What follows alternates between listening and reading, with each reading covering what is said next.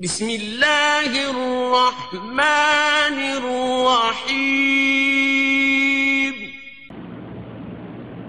ناظرین، قطب العالم کے اس وقیع الشان فکرے کو دوبارہ ملاحظہ فرمائیں جو خادم کے دریافت کرنے پر آپ کی سچی زبان سے ظاہر ہوا، پھر تو مر مٹا، صفحہ ہستی سے آب زر سے لکھنے اور دل پر قلم کرنے کے قابل ہے۔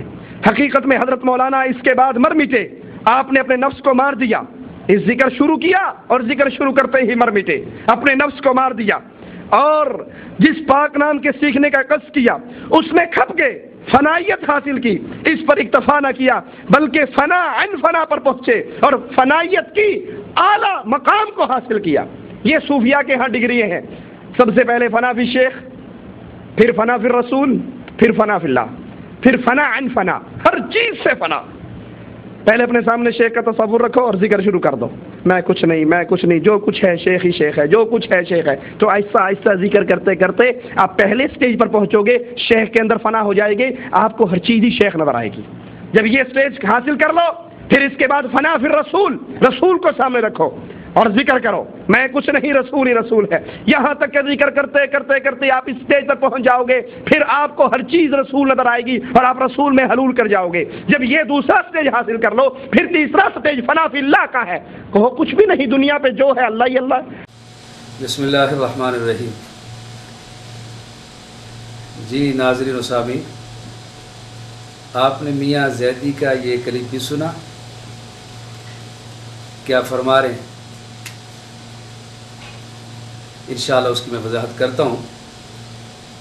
دیکھیں، تذکرۃ الرشید میں فنا عن الفنا کی وضاحت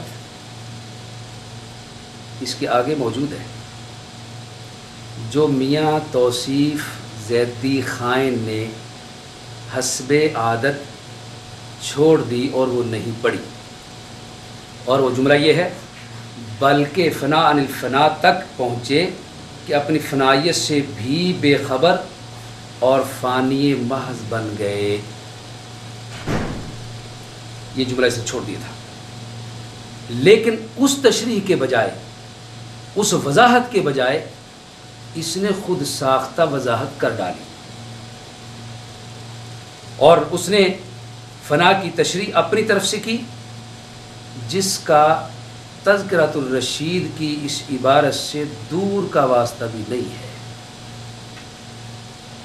اسے ناظرہ فعل کو کس نے حق دیا ہے کہ یہ ہمارے اکابر کی کتابوں کا شارح بنے یا ان میں تحریف کرے، جس کو خود اردو بولنا نہیں آتا، وہ ایسی علمی گفتگو میں پڑھ رہا ہے۔ ارے جو تیراک نہ ہو وہ گہرے پانی میں اترے گا تو اس نے ڈوبنا ہی ہے، اور جو اس پہ بھروسہ کر کے ساتھ چلے گا وہ بھی ڈوبے گا۔ عزیزان محترم،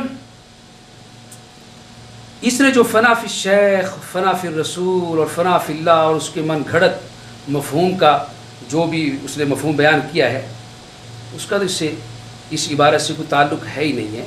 اور یہ کہ فنا فی الرسول کا معنی ہے کہ آپ رسول میں صلی اللہ علیہ وسلم، معاذ اللہ، رسول میں حلول کر جو گے۔ میاں جی، میاں توصیف زیدی، میں تجھے چیلنج کر کے کہتا ہوں کہ جو تو نے خود ساختہ تشریح کی ہے، یہ مجھے تذکرۃ الرشید کی اس عبارت میں دکھا دے جس کا تو نے حوالہ دیا ہے۔ اگر تو دکھا دے، میں 1 مہینہ تک انتظار کروں گا، 1 مہینہ تک تو دکھا دے، 1,00,000 روپیہ نقد تجھے دوں گا۔ یہ الفاظ جو تو نے اپنی بک بکان میں کہے ہیں، سیم یہ الفاظ مجھے تذکرۃ الرشید کی اس عبارت میں دکھا دے، یا پھر اعتراف کر برملا کہ میں خائن ہوں، بددیانت ہوں، تحریف کرنے والا ہوں، میں عبارات میں رد و بدل کرتا ہوں یہود کی طرح۔ اور اگر اعتراف نہیں کرتا تو پھر میرا چیلنج قبول کر، اور تجھے یہ عبارت تذکرۃ الرشید سے دکھانا ہوگی۔ سامعین محترم، جہاں تک بات ہے ذکر پہ فنائیت کی، تو اس پاگل کو کیا پتہ ہے اگر یہی فنائیت، دیکھیں نا ہر فن کے کچھ ماہرین ہوتے ہیں اور اس فن کی اصطلاحات کو بھی وہی لوگ جانتے ہیں. جس آدمی کا دور سے بھی کوئی تعلق نہ ہو، دور کا واسطہ بھی نہ ہو، اور جس نے کبھی بھول کر بھی اللہ کا ذکر نہ کیا ہو، اور جو اس لائن کو جانتا ہی نہ ہو، اسے کیا پتہ ہے. چلے اگر تذکرۃ الرشید میں لفظ فنائیت سے اس کو اتنی چڑ ہو گئی اور یہ اتنا سٹ پٹا گیا اور اتنا پریشان ہو گیا، بوندل گیا، پاگل ہو گیا، پاگل، تو ٹھیک ہے تو تذکرۃ الرشید کو نہ پڑھ، تیرے بس کی بات نہیں ہے. یہ تیرے ابا حضور کی کتاب ہے میرے پاس، یہ تذکرہ داؤد غزنوی، اس کو دیکھ لے. اس کتاب کے اندر اس فنائیت کا ذکر خود تیرے جد اعلیٰ کے حوالے سے موجود ہے. تجھے صرف بیماری لگ چکی ہے کہ علماء اہل سنت والجماعت، علماء دیوبند کا نام تجھے ہضم نہیں ہوتا، تجھے برداشت نہیں ہوتا، اس لیے جو تیرے منہ میں آتا ہے وہ تو کہتا چلا جاتا ہے، اور تیری زندگی کا مقصد ہی صرف جیسے کیسے ہو وہ آل حق علماء اہل سنت والجماعت، علماء دیوبند پر کیچڑ اچھالنا ہے اور کچھ نہیں. اور میں تجھے پھر کہتا ہوں کہ موت سے پہلے توبہ کر لے، ورنہ انجام اچھا نہیں ہوگا. جو آدمی اس قدر جھوٹا ہو، خائن ہو، تو اس سے پہلے بھی ایک بہت بڑا جھوٹا اسی قسم کا گزرا ہے جسے مرزا غلام احمد قادیانی کہا کرتے تھے. اس کا انجام دیکھا موت کا. اللہ سے توبہ کر لے. عزیزان محترم، یہ کتاب تذکرہ داؤد غزنوی جو میں نے ابھی آپ کے سامنے پیش کی، آپ کو دکھائی ہے، اور میں اس کے حوالے سے عرض کرتا چلوں کہ اہل حدیث مسلک کے بڑے مشہور و معروف اور بڑے اہم بزرگ مولانا داؤد غزنوی ہیں. اور یہ بھی بتاؤں، میں نے پہلے کسی کلیم میں عرض کیا ہے کہ یہ جمعیت اہل حدیث کے بانی ہیں.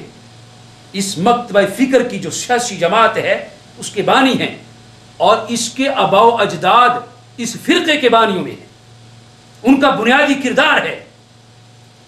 تو ان کے جو دادا حضور تھے مولانا عبداللہ غزنوی صاحب، وہ بھی بہت بڑے ان کے عالم تھے، اور وہ مولانا میاں نذیر حسین دہلوی کے شاگرد تھے. اور یہ میاں صاحب پتہ کون سے تھے؟ جن کو غیر مقلد شیخ الکل فی الکل کہتے ہیں. انہی مولانا عبداللہ غزنوی کے بارے میں جی یہ صفحہ 218 ہے، یہ دیکھ لیں آپ، صفحہ 218. میاں زیدی تو بھی سن، تیرے حواری بھی سنے، اور اب لگا وہ فتوے جو پہلے بے لگام ہو کر لگا رہا تھا. سنیے ذرا عبارت.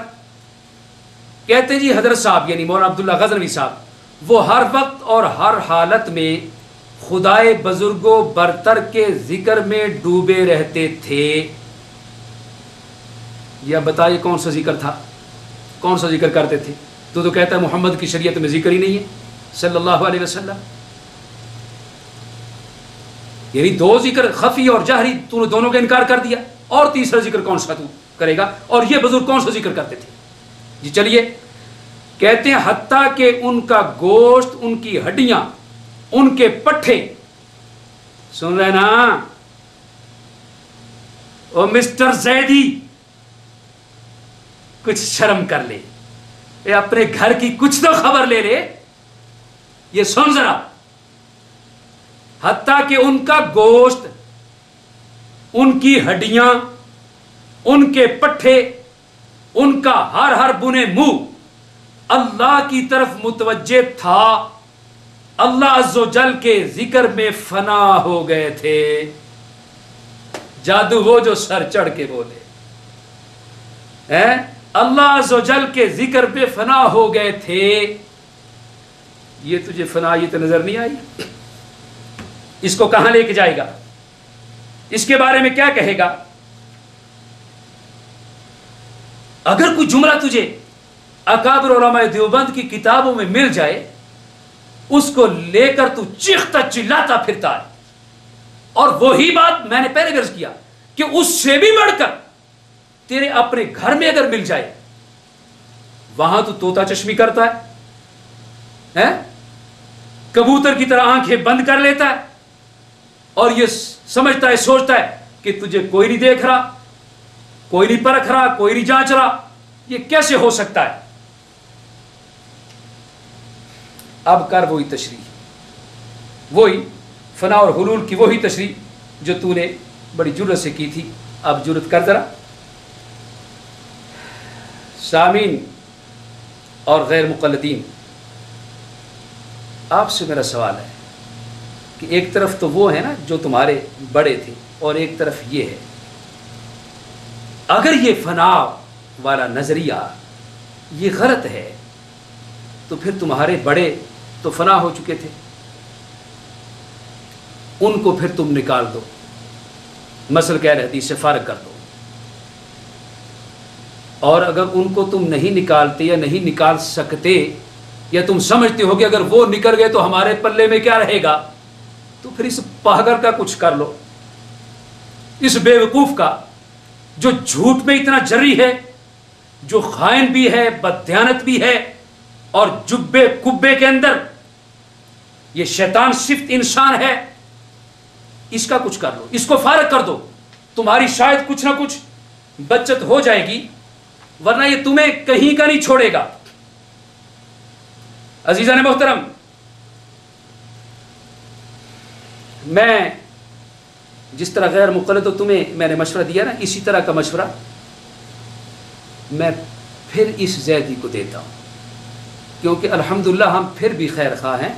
ہم چاہتے ہیں کہ یہ زیدی بھی چاہے بہت بڑا گستاخ ہے، لیکن چونکہ موت سے پہلے توبہ کا دروازہ کھلا ہے نا، توبہ کر لے، اور اس کے لیے بہتر ہے کہ علیحدہ کہیں بیٹھے، کچھ عرصے کے لیے یہ اپنی زبان کو لگام دے لے اور اپنی کتابوں کا مطالعہ کرے، اپنی چار پائی کے نیچے ڈنگوری پھیرے اور وہاں دیکھے کیا کچھ پڑا ہوا ہے.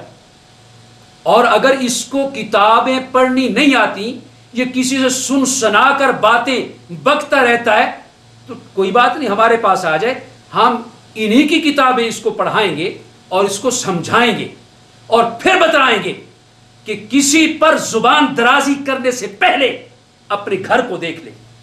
اور میں بقول شاعر، زیدی نظر اٹھا کے ذرا دیکھ تو صحیح، او زیدی او زیدی زیدی زیدی، نظر اٹھا کے ذرا دیکھ تو صحیح، یہ گھر جو جل رہا ہے،